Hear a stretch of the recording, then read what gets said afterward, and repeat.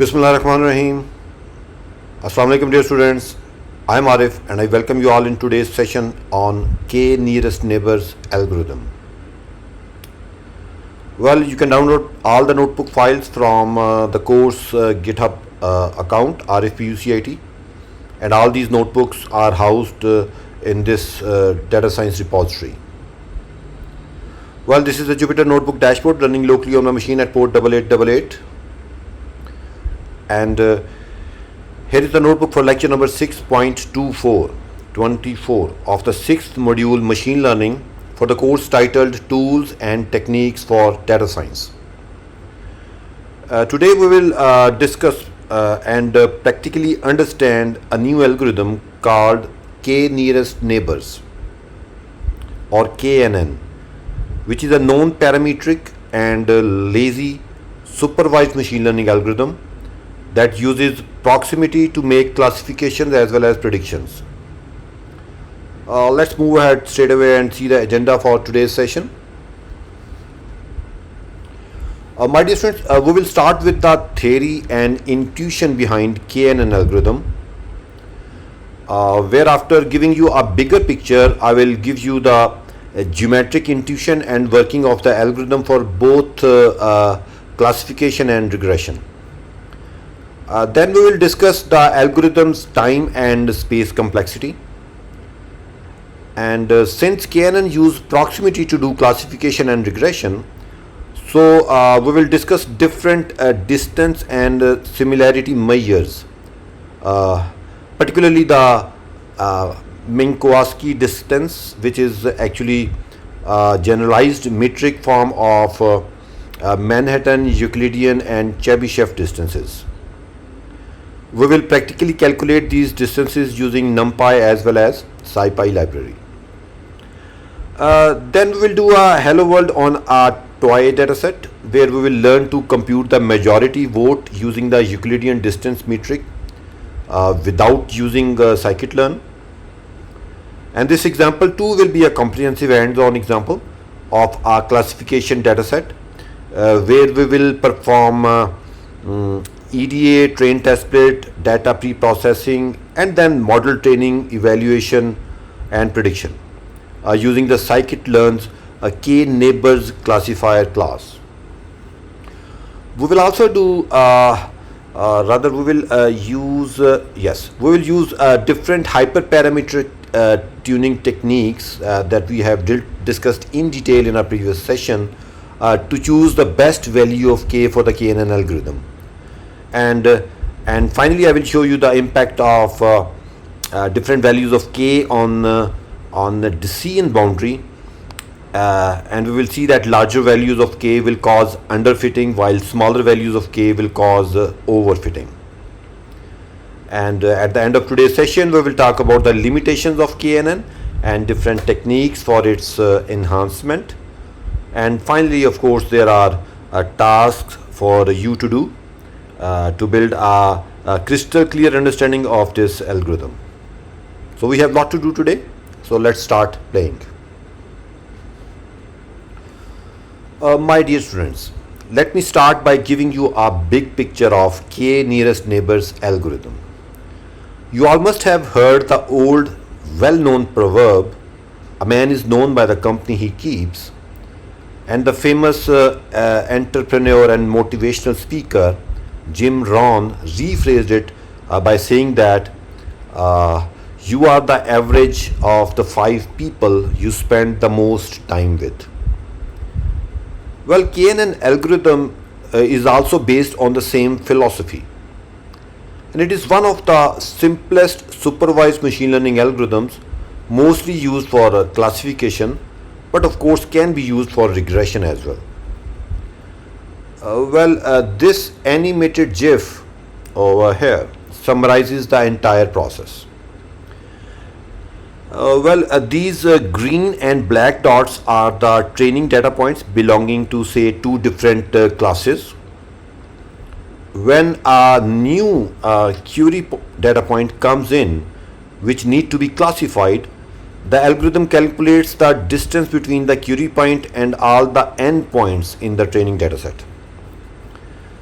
The algorithm then chooses the k nearest points to this query point, and in this animated GIF value of k is 5, and you can observe that there are 4 green and 1 black point that are closest to this new query data point.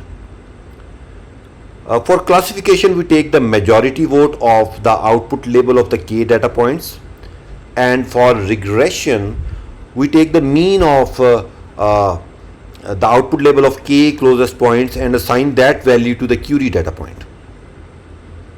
Don't worry, soon I will describe this by taking some concrete examples. Please do go through with this list of applications of KNN, which include recommendation systems, image recognition, medical diagnosis, customer segmentation, quality control, anomaly and fraud detection. Okay.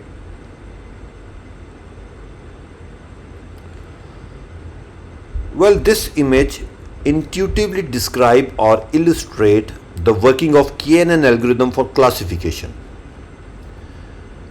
In the top left scatter plot, we have 10 data points with 2 input features, one represented along the x-axis and the other along the y-axis. Well, 5 of these points belong to class A and are represented in purple color. The remaining 5 belong to class B, represented in red color. And this black point over here is the new data point that need to be classified, whether it belong to class A or B. In this top right scatter plot, assuming that k is equal to 3, we have identified the 3 closest points, out of which 2 are red and 1 is purple. The new point is assigned the same class as the majority of the neighboring points, and since there are 2 red and 1 purple point, so the class assigned to this new data point is class B, represented by this red color, as shown in this bottom right scatter plot. My dear students, in order to choose the most frequent class label amongst k nearest neighbors, we always assign an odd value to k. And what is the most suitable odd value of k? That depends on the data set. And I will talk about this more on this topic a bit later in today's session. Okay. My dear students, when the dependent variable is continuous, we can use Scikit-Learn's K-Neighbours regressor instead of K-Neighbours classifier. That is, the KNN algorithm can be used for regression problems as well, although most of the time it is used for classification. And this image illustrates the working of a KNN algorithm for regression. In the top left scatter plot, we have once again 10 data points with 2 input features, one along the x-axis and one along the y-axis. The output is a continuous value which is written along with every data point. I hope this is making sense to you all. Now this is the new data point shown in purple color over here, and we need to predict its output value. In this top right scatter plot, assuming that k is equal to 3, we have identified 3 closest points having their output values as 47, 58 and 79. In this example, I have taken the simple arithmetic mean of these 3 values, which comes out to be 61.33. So I have assigned this output value to this new data point shown in purple color over here. My dear students, instead of a simple arithmetic mean, we can also take the weighted average by multiplying the 3 values, that is 47, 58 and 79 with appropriate weights, then taking their sums and then dividing by 3. right now the weight is 1, but it can be 1 over d, where d is the distance of each of these 3 points from the new data point. And this way we will give more weight to the training point that is close to the new data point. I hope this is clear to you all.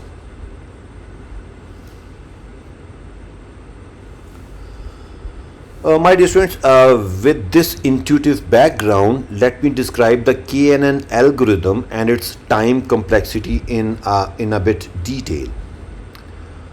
Well, the inputs to the algorithm are training data and a query or test point.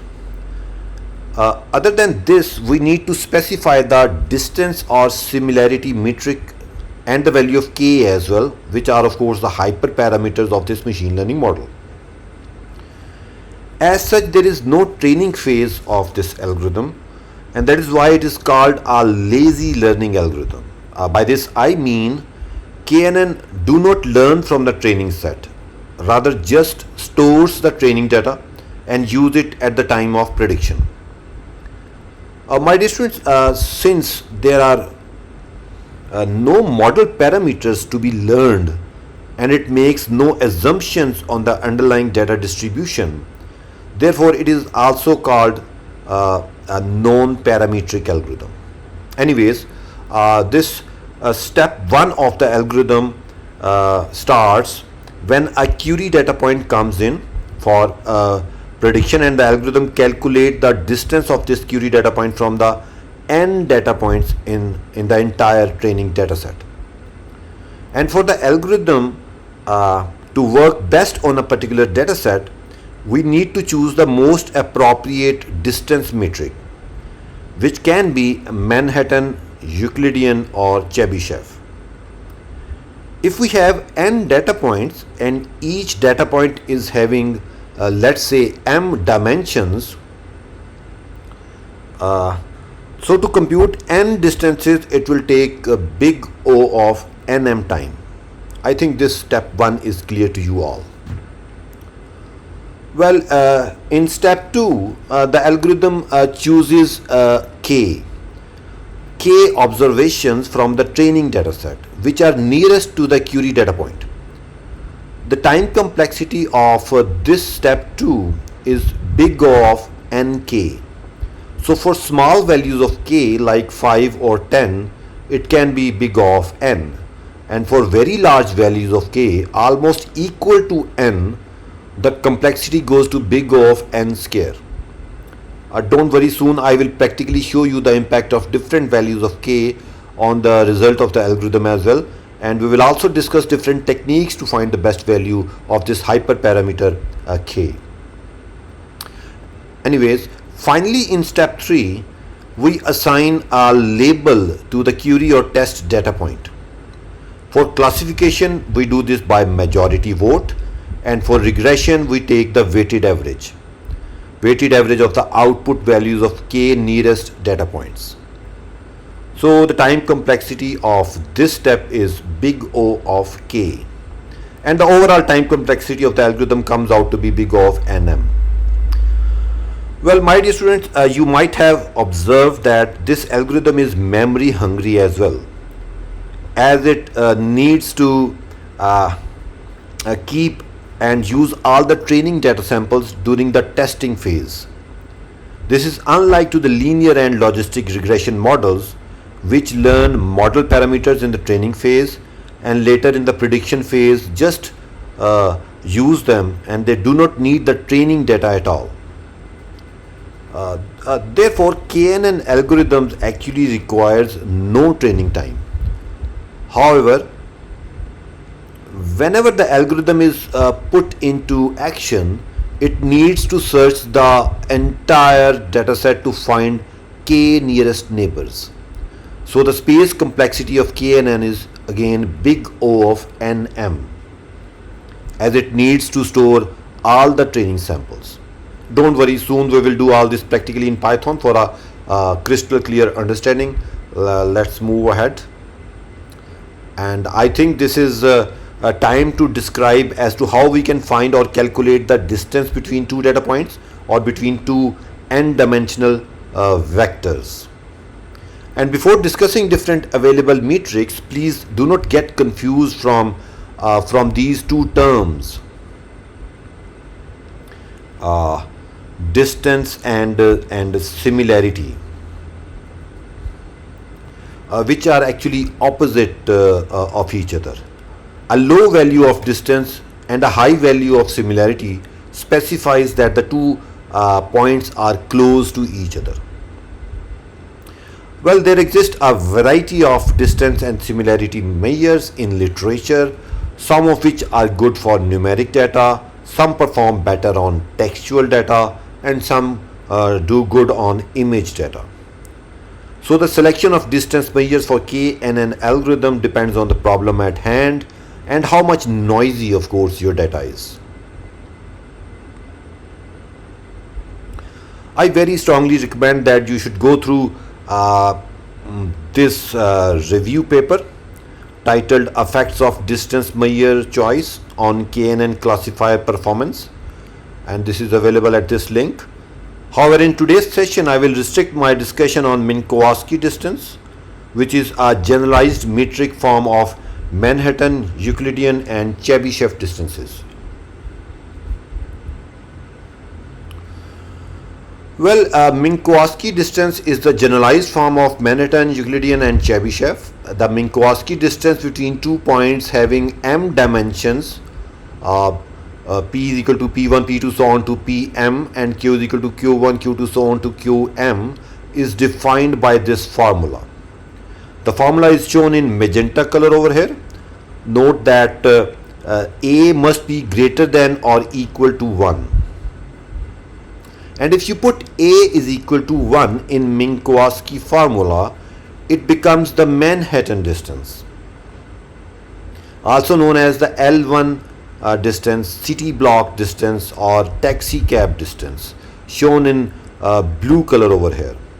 It is actually the sum of the absolute differences between corresponding elements of the two vectors p and q. And it is called the city block or taxi cab distance because while moving in a city, as shown in this top right image, you cannot move across the buildings, rather move along the connected roads while moving from point A to point B. Moreover, we can use this Manhattan distance when we have high dimensional data, because it do not actually amplify the difference among the features of the two vectors, and as a result do not ignore the effects of any feature dimension. Okay, now if you put a is equal to 2 over here in this Minkowski formula,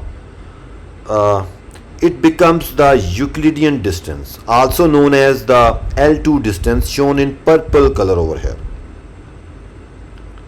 It is actually the square root of the sum of the square differences between corresponding elements of the two vectors p and q. If you see in this bottom left image, you can see that it is the unique shortest path between 2 points, and it is a default metric used in Scikit-Learn's K-Neighbours classifier model. And since we are taking the square of the differences, so large differences are amplified more as compared to the smaller ones. Therefore, Euclidean distance and in turn this KNN algorithm is sensitive to outliers. And moreover, this is the reason that we always need to scale the data before applying the KNN algorithm. Well, my dear students, the third metric in the family of Minkowski is this Chebyshev distance. So if you put a as a very large value that approaches to infinity in the Minkowski formula over here, it becomes Chebyshev distance, also known as the L infinity or chessboard distance, or maybe the maximum metric, and its formula is shown over here in green. It is actually the maximum of the absolute differences between the corresponding elements of the two vectors p and q. My dear students, now you may think as to how these two formulas equate these two formulas. Well, in this left formula, as the value of this power a increases, the largest difference values will dominate the overall sum. And soon I will show you this practically. My dear students, we use Chebyshev distance when we are interested to know which feature value in the two vectors is actually most affecting the distance. Okay, so far so good. These cosine similarity, metric Hamming, and maybe added distance are mostly used in case of textual data, and we will discuss them in our NLP module, inshallah. Well, before I show you the Python implementation of computing these metrics, here are the four properties that distance metrics should preferably fulfill. And the first is non-negativity, which says that the distance between 2 points will never be negative, rather will range from 0 to positive infinity. And if the data is normalized, then it will range between 0 and 1. The second property or constraint is identity of indiscernible vectors, which means that the distance between two exactly same vectors is always 0. So the distance is 0 if P and Q is same. The third property is symmetry, which means that the direction has no role to play on the distance between the 2 points. So the distance between P and Q is the same as the distance between Q and P. And finally, triangle inequality says if there is a third vector, say R, or third point R, then the distance between P and Q is always less than or equal to the sum of the distance between PR and RQ.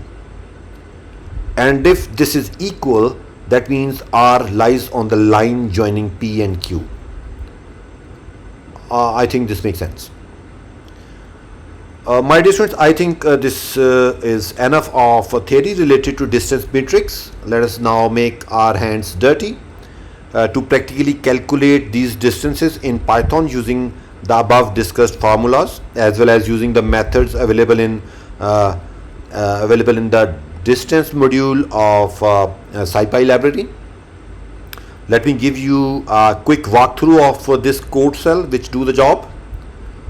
Well, this first line is importing the required function from the special.distance module of SciPy library.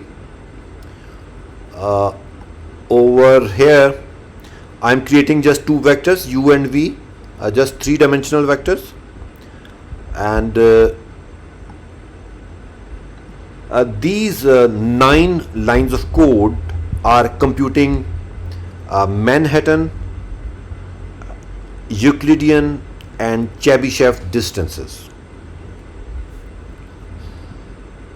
Well, over here, these 3 lines are actually calculating the Manhattan distance using the above discussed formula, using SciPy's city block method and the Minkowski methods. Well, this first line, let me highlight it over here, is using the formula that is the sum of the absolute differences between corresponding elements of the two vectors u and v. This zip function inside the for loop will return an iterable of the two valued tuples, in which the first element will be from the vector u and the second element will be from the vector v. I hope this line makes sense to you all. Well, this second line is using the city block function of the SciPy, and I am passing the two vectors u and v to it along with this parameter w. W equals none means assign a weight of 1 to both vectors u and v. Please do go through the documentation for detail. And finally, this third line is using the Minkowski function of SciPy. This fourth argument p of this function is used to calculate all the 3 distances. Over here I am passing p equals 1, which will return the Manhattan distance. In this line over here I am passing p equals 2, which will return the Euclidean distance. Over here, this p equals 3 will return the Chebyshev distance. P equals 3, 4, 5, 6 and so on to infinity. My dear students, in the similar fashion, these remaining 6 lines of code are calculating the Euclidean and Chebyshev distance. I hope this code is clear to you all. Let me just execute. Great. Okay. Please do make time and do the calculations using paper pencil for better understanding. And one last thing, you can see over here this Chebyshev distance. By computing the formula, it comes out to be 7.8. Excuse me.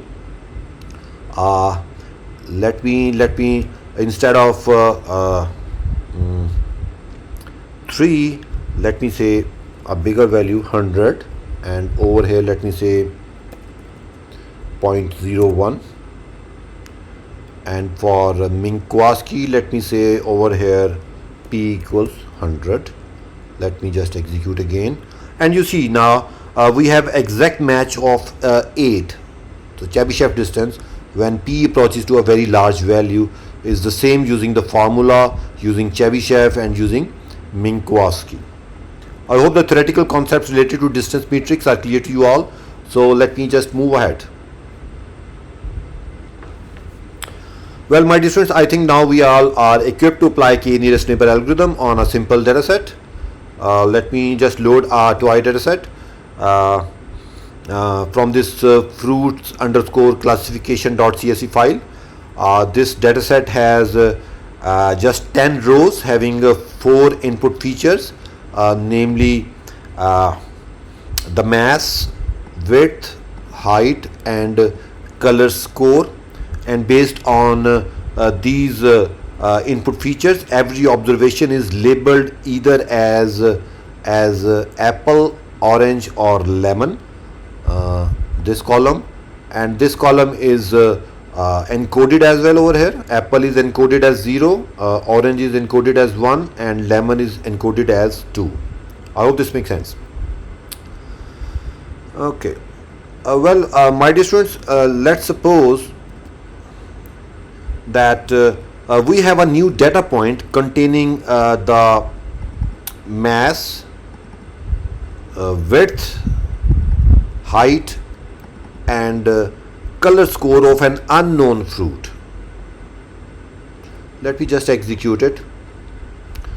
So this is a new vector, new data point, and we need to calculate the distance of this test vector named new fruit from the 10 vectors that are there in the training data set above.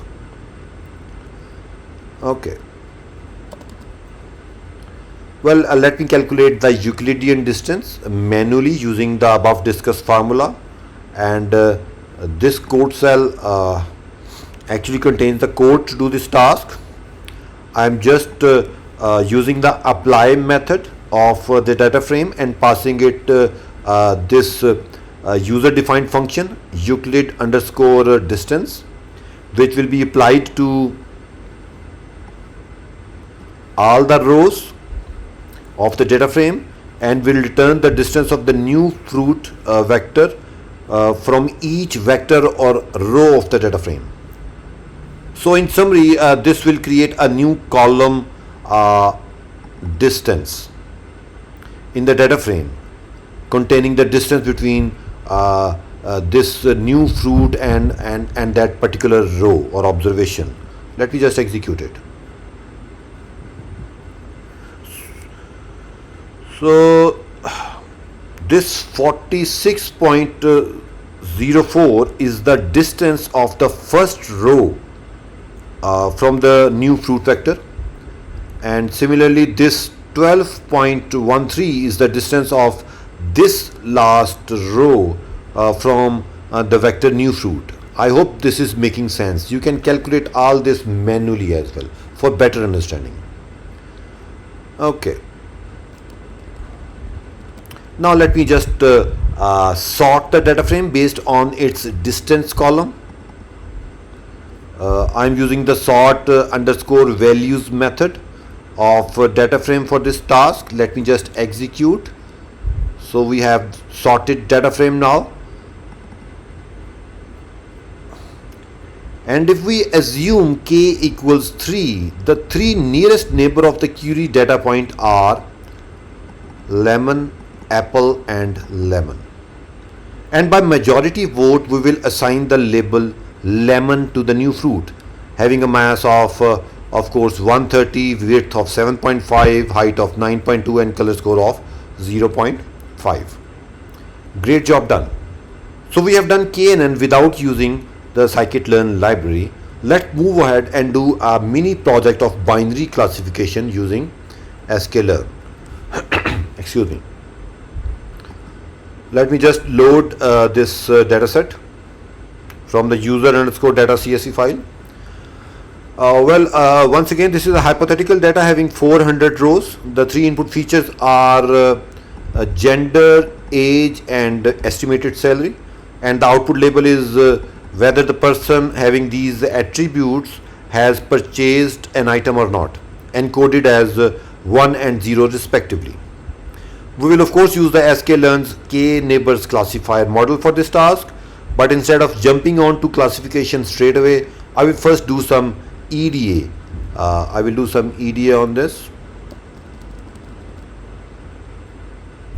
And perform some required pre-processing, do a train test bit, and after classification is done, we will evaluate the model of course using different classification metrics and try to improve the model's performance using hyperparameter tuning. So let's start by doing EDA. We have done it many a times. Let me just call df, let me call the info method on df.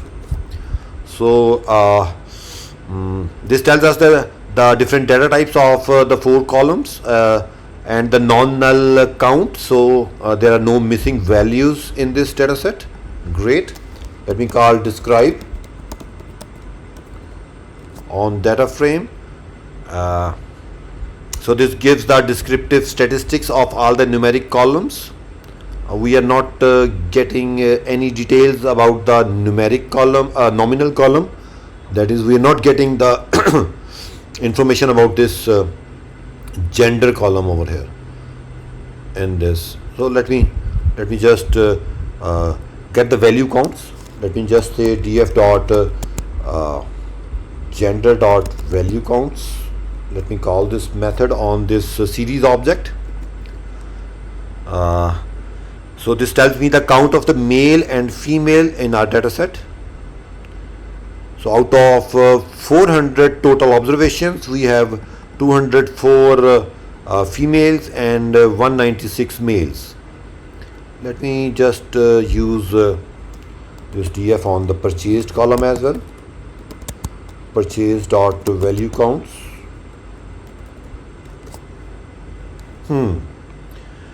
So this tells us that our balance, our data set is not all that balanced. A 0 over here means not purchased, and a 1 over here means purchased. So 143 persons out of 400 have purchased the item. We can graphically view this using the count plot as well from the Seaborn library, sns.count plot. I think I have already imported this library above. Let me say x is equal to df dot purchased. Let me just execute. Great. How does this make sense? Now let me check the relationship between the age, let's say, and say the estimated salary on the output. Let me say once again sns dot scatter plot. Let me say x equals age, and let me say y equals estimated salary from this data frame df. Good. So these are the 400 data points.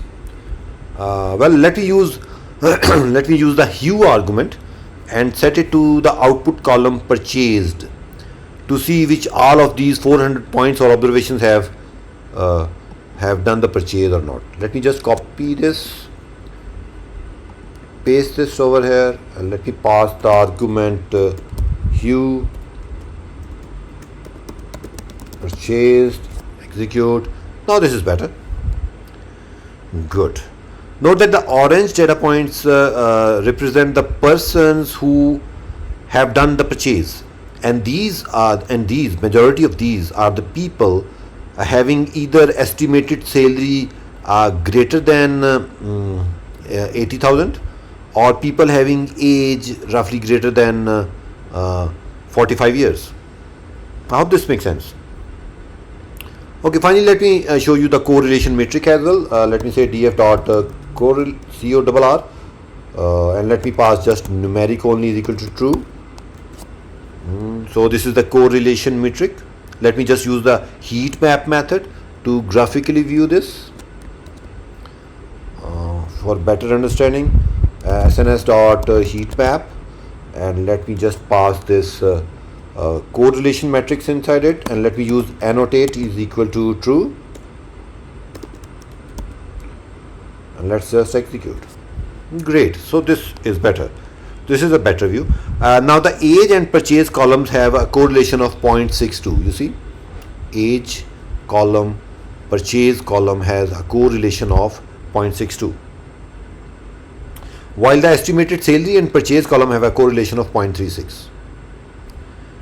I think enough of EDA. Let me just move ahead, do a train test split, and before that let me show you the data again. So this is the DF, and this is the code cell, my dear students, which actually do the train test split. We have done it many a times by calling the famous train test split method, which will return a 4-value tuple, x train, x test, y train, and y test. Let me just execute it. So the training data has 320 rows, while the test data has 80 rows. Let me just display the x train. So this is the x train. So we have 3 input features: gender, age, and estimated salary. Great. Well, my dear students, we all know that before feeding the data to a machine learning model, we must pre-process the data to get good results. And these are the 6 pre-processing tasks that we have done many a times in our previous sessions. And let me quickly perform pre-processing on this current data set. Let me first check out the NaN values. Great. So we do not have any NaN values under any of the columns. Done.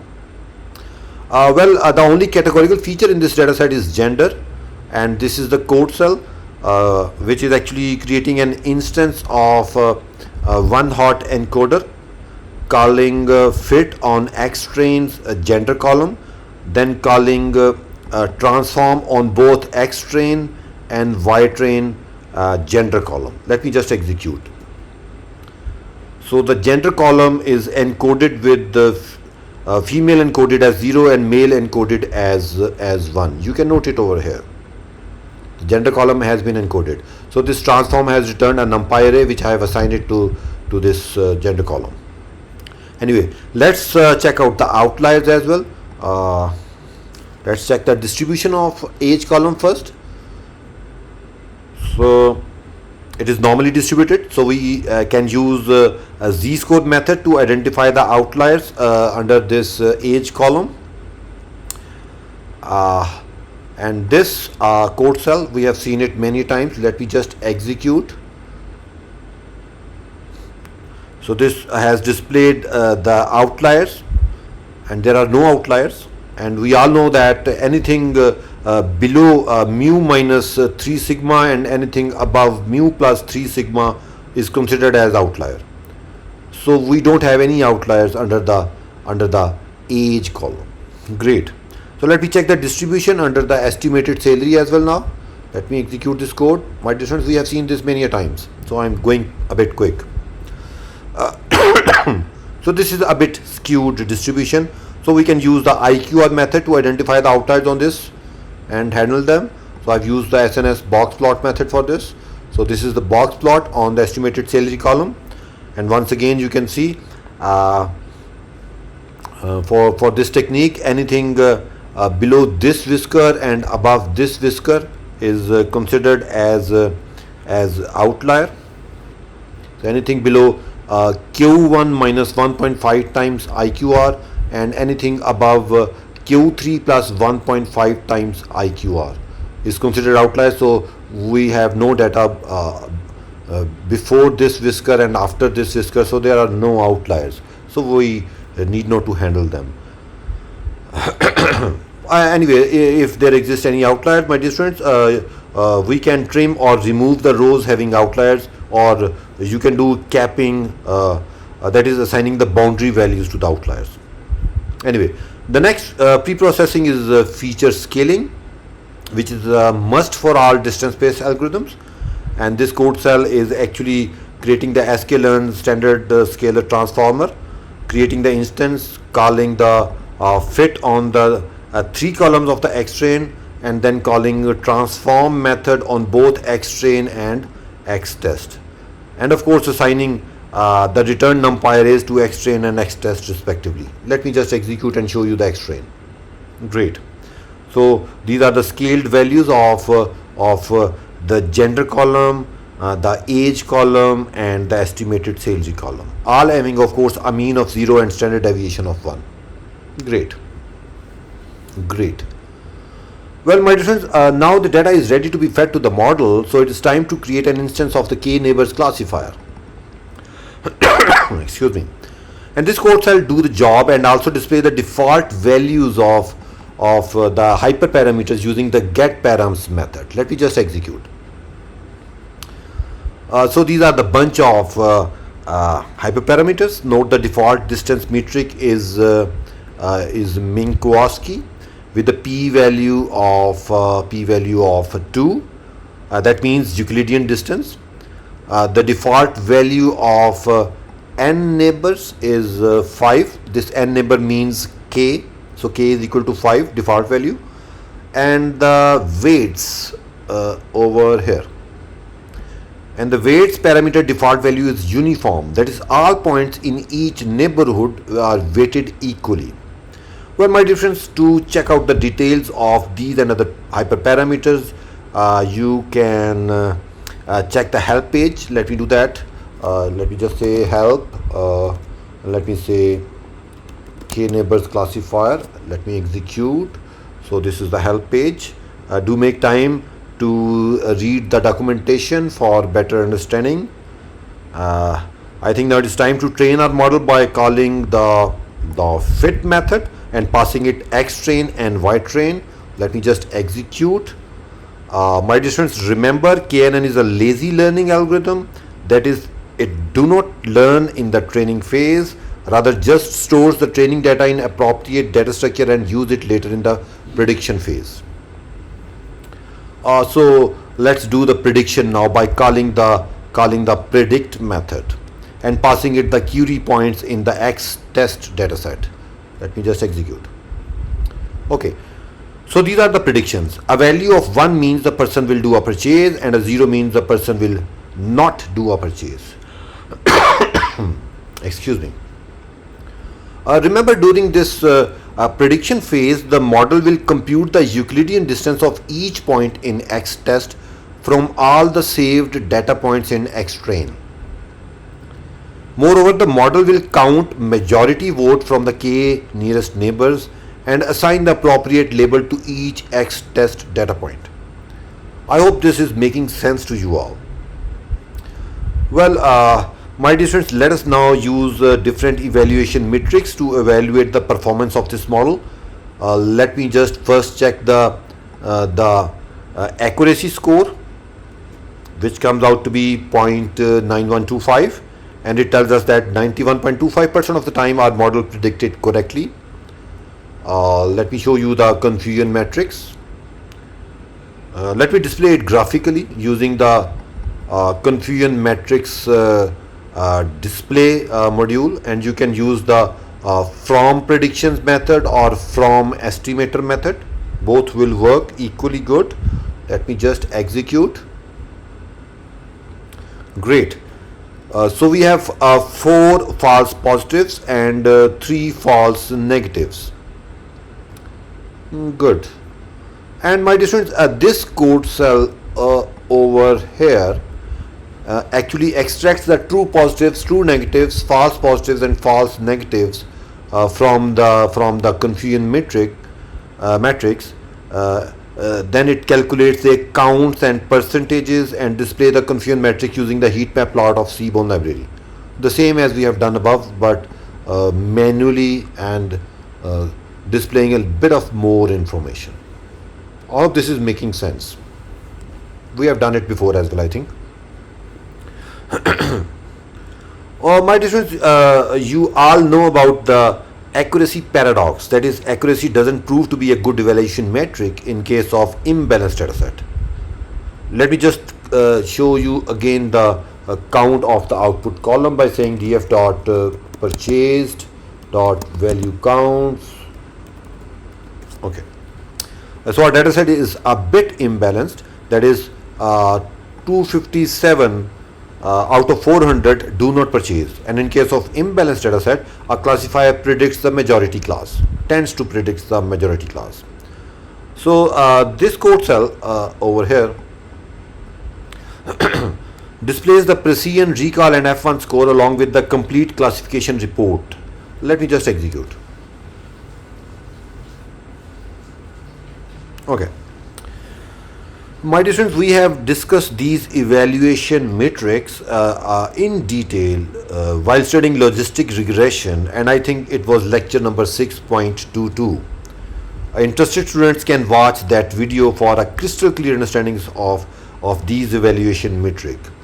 I'm not going into the detail of these right now. Let me just move ahead. Move ahead to hyperparameter tuning. My dear students, I have taken a complete session on hyperparameters of machine learning models and tuning them manually using for loops, using Scikit-Learn's grid search CV and using Scikit-Learn's randomized search CV. I assume that you have watched that session, which was probably lecture number 6.15, or I assume that you have a reasonable understanding of these concepts. Although KNN algorithm has many hyperparameters, but right now I will be interested in choosing the best value of K, that is the n neighbors parameter. And this code cell actually contains the code to find the best value of K manually. Well, up till here I'm just loading the dataset, doing a train test split, doing the one hot encoding and scaling the data. We have discussed it. And after this, this is the for loop. This for loop actually calls the fit and the predict method of K neighbors classifier for a range of values of K from 1 to 30. And then I have calculated the test errors and abandoned them in the test error list. And this last line is just displaying the errors for different values of K. Let me just execute it. Great. Well, from the output you can note that as you increase the value of K, the error rate reduce, and in between it increases. You can find out the spikes as well in between. For example, over here for the K of 22, the error rate has increased to 1.0 and it has decreased again. For better visualization, let me just plot it. Let me plot the 30 different K values along the x-axis and the corresponding error rates along the y-axis. And this is what I have done over here. So I have used the plot method of PLT and I have plotted these. Let me just execute. And this is a better visualization. In this graph you can observe the different spikes. However, the error rate remains quite consistent for the K values ranging from I think roughly 9 to I think 21. I hope this makes sense. Okay, over here let me now use Scikit-Learn's grid search CV to find the best value of K. So this is the same piece of code that do the loading of the data, train test split, one hot encoding and scaling of the data. And over here I'm not using the loop now. The arguments to the grid search CV method are the estimator, which is the K neighbors classifier, param underscore grid, which is a dictionary with the parameter names. So this is dictionary and neighbors containing a range from 1 to 19, I think, over here. And then we have the scoring argument that can be any scoring metric. Here I've used accuracy, and this CV is equal to 5 means I want to do k-fold cross validation with 5 folds. Well, after creating the instance of the grid search CV, I am calling fit method, and then I have printed the best score and the best parameter attribute. Let me just execute. Great. So the best value of k or n neighbors comes out to be 9 with an accuracy of 0.909. Good. Well, my dear students, let me now show you the impact of different values of k on the decision boundary, as well as its impact on overfitting and underfitting of the model. And this code cell do all the imports first. You can see over here I have done the imports first. Then we have loaded the dataset, the same dataset. Then I have dropped the column, gender column. I have dropped the gender column just to have 2 input features for easy visualization. So right now we have we are just considering 2 input features, gender and purchased, inside X. Okay.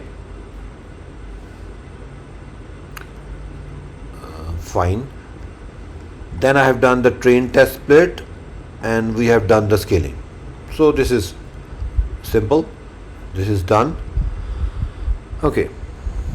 Now this over here in this code cell, I'm using the plot underscore decision regions method of ML extend library, this one, to plot the decision boundary. It is passed the X train and Y train and the train instance of the K neighbors classifier. This is the method that I'm using. Let me just execute. We have used this before. If you have not installed it, you can install it at your own time. Great.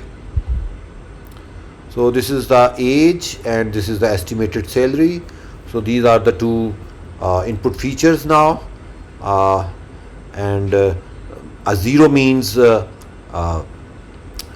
person has not done the purchase, and a 1 means the person has done the purchase, and the person who have done the purchase are represented by this triangle, while the persons who have not done the purchase are represented with these squares.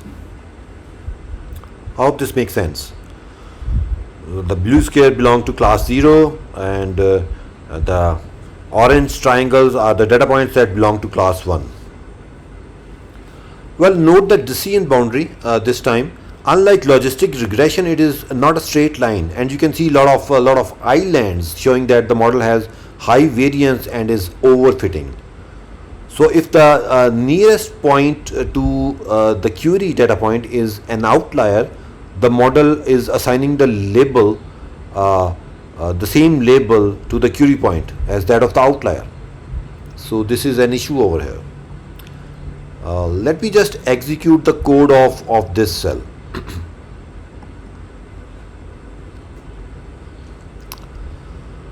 Which is going to plot decision boundary for different values of k.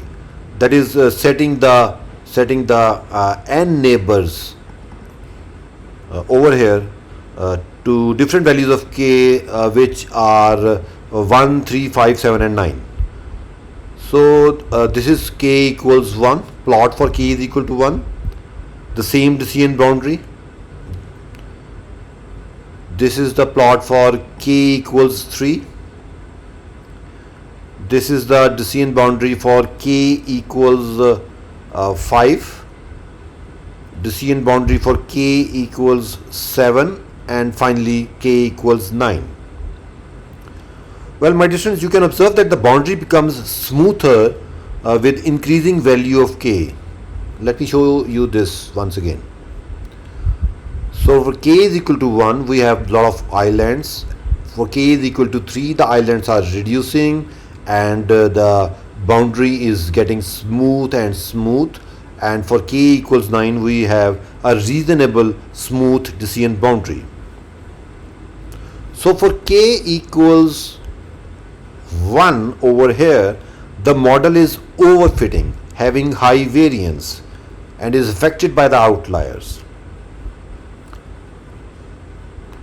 Okay, let me just check out what happens if we set k equals to n, where n is the total number of data points, and right now in a data set the total number of data points are 320. So I am just setting k is equal to 320 and drawing the decision boundary. This may take a bit of time. I have executed it. So we have 320 data points in the training set now. Let's wait and check out the that's great. So for very large value of k, the model is overfitting, having is underfitting, having high bias. The model is not understanding the pattern in the training data set. Rather simply, the majority class label is being assigned to everyone. That is class 0, not purchased. I hope this makes sense. Good. Okay, my dear students, before I close today's session, let me just summarize the limitation of k nearest neighbor algorithm. First of all, it doesn't work well for large data sets since it is a lazy learner. So nothing happens in the training phase. Rather, everything happens during the testing phase. For example, on a training data of 1 lakh observations, it has to calculate 1 lakh distances, sort them, and do a majority count on k nearest neighbors for every new data point to be classified. So we do not use KNN algorithm for very large data sets. And secondly, KNN algorithm doesn't work well on high dimensional data as well. And for example, if the data has say 500 input features, the distance you compute between vectors of size 500, and that is not reliable. Therefore, if you have a high dimensional data set, you should either avoid using KNN or you should do some dimensionality reduction on that. Thirdly, it doesn't work well with dataset having outliers. So one must remove the outliers before using KNN. Fourthly, it doesn't work well on datasets having non-homogeneous scales. So my dear students, always scale the data before applying the KNN. The fifth limitation is it doesn't give good results in case of imbalanced dataset, as the results will be biased towards the majority class. And finally, KNN doesn't tell you how much each input feature is contributing in deciding to which class the new query data point belong to. My dear students, in literature you will come across different techniques that improves the performance of KNN algorithm. I strongly recommend that you should spend time and study them, as these might help you in finalizing the research ideas on which you want to work on in your degree program. Remember, first of all, to reduce the prediction or complexity time from big O of NM to a smaller value. One option is to do dimensionality reduction, and other is that you don't compare to all the available training samples. Rather, identify potential nearest neighbors and compare only to those. Well, there are different approximate nearest neighbors techniques that speed up the search by pre-processing the data into different efficient index. Amongst these, there are data structure based techniques, which I have mentioned in red over here. They are KD trees, locality sensitive hashing, and inverted lists. Please do make time and study these at your own. I will share the related resources with you. And my dear students, here are some of the classification dataset on which I think you should practice the K neighbors classifier. Let me just load them and show them to you. Well, this first dataset is the a gene expression CSV file. It is a dataset having two input features, gene 1 and gene 2, and based on which you need to classify the patient having cancer or not. You observe the scatter plot that shows the decision boundary will not be linear for this dataset. You should try this KNN on the Scikit-Learn's toy dataset, breast cancer, having 30 input features. And the target column specifies whether the patient suffers from breast cancer or not. Well, this third is the all-time famous Titanic dataset. And of course, other than the binary classification, you should try for the multi-class classification. And for multi-class classification, try KNN on this iris dataset. And finally, do try classifying the 10 digits 0 to 9, with each digit being stored as 8 by 8 matrix in this dataset, load underscore digits. I think I have discussed about these dataset in some previous session as well. Hope doing all these exploring all these dataset and using KNN, applying KNN on these will be fun for you all. And that is all for today's session. If you have liked it, please subscribe my YouTube channel and share it with your friends. I wish you all the best, happy learning, and Allah Hafiz.